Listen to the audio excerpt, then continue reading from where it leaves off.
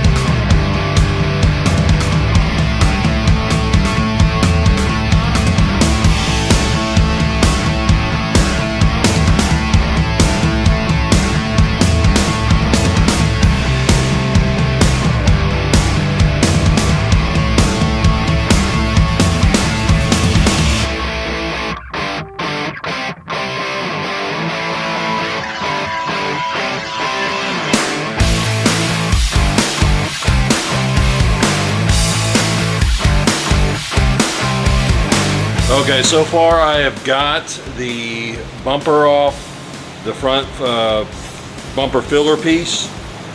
Just gonna take these headlights out. Also guys, always make sure that you find some way to label all of your wires. I had to cut these since they wouldn't fit through back through the holes with the plugs on them. So I just marked these so I knew what they went back to. You can try to remember, but probably in your best interest to do that. So I'm going to take these fenders off. I've got these bolts here, all along here, and there should be some as you open up the door. There should be a couple bolts there, and then these supports down here, which that one doesn't look like it's there anymore, but this one is. You can see that red rod there. So yeah, that one's missing. As you can see, potentially down there is where the new subframe connects to. There's 4 bolts. It's kind of hard to see. And then your upper brace should fit in those holes that are right there. So I'm going to continue on and see if I can get this thing apart.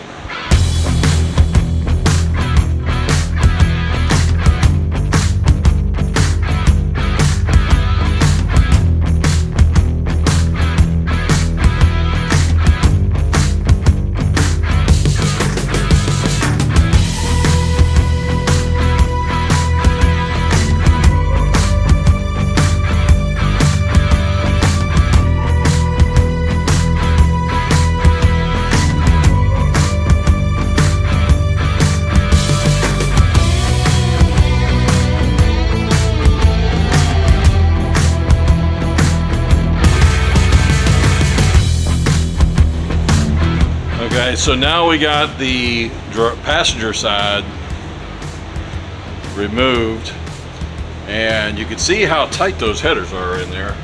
If any of you are familiar with the Nova, you have to use the over the fender type fenders or headers. So this is most likely the culprit here.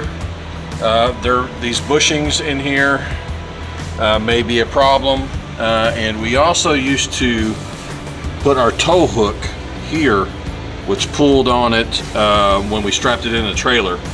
So that might be part of the problem too. For me, I want to be safe and do things properly. So we're just going to replace it all. But this is where you got, like I said, there was some bolts here. There was a bigger one back here. Then there was one down here. And then there was one around this corner here near the headlight. And then of course your support beam or support rod that was down below. I'd had that fender off, actually the other fender off before, but this is the first time I've had this one off, and it's been a while, so I kind of forgot how many bolts there were. What I was thinking was your door bolts are here to adjust your door to get it to line up properly, but there are no fender bolts back here.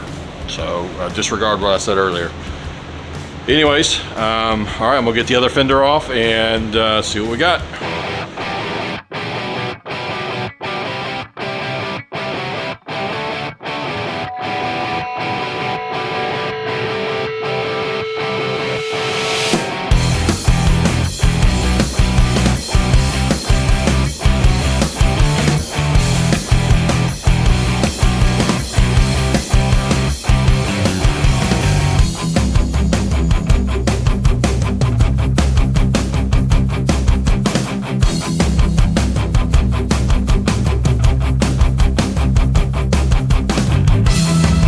So we got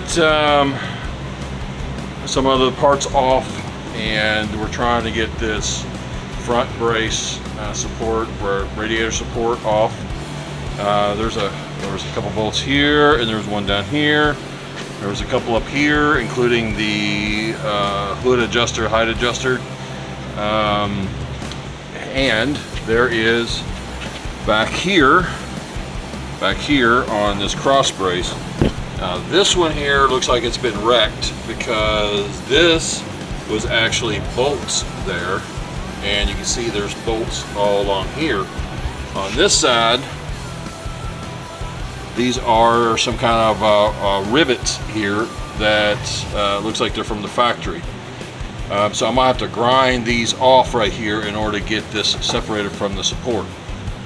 But it looks like I can get this whole piece out without removing the headers. Just remove that gas line there and remove some of the brake lines over there, and I should be able to pull this whole thing out in one piece once the motor mounts are done. Now the trick is going to be to support the body up, support the engine up, disconnect the engine, and pull it straight out. So that should be a challenge in itself. Obviously that's probably going to be a two-man job, so I can't do it myself, but we're going to wait till Corey is here to help.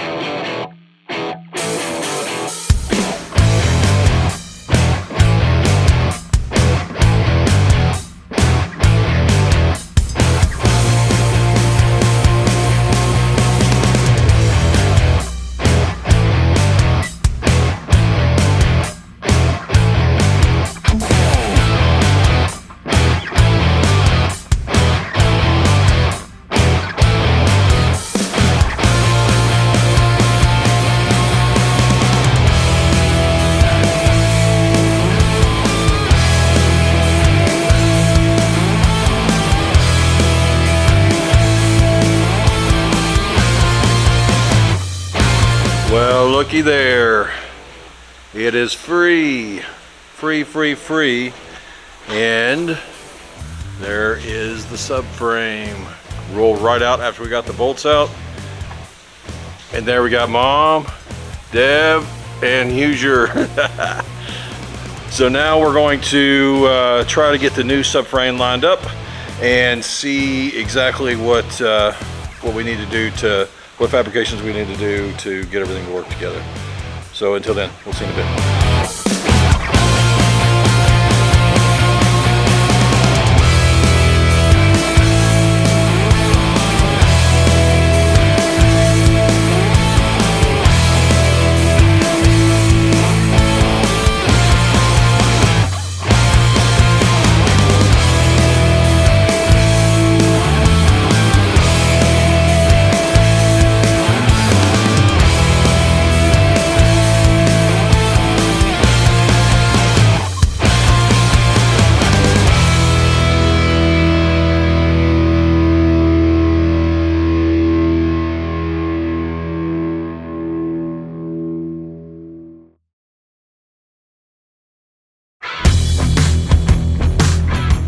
So here is the subframe pulled out.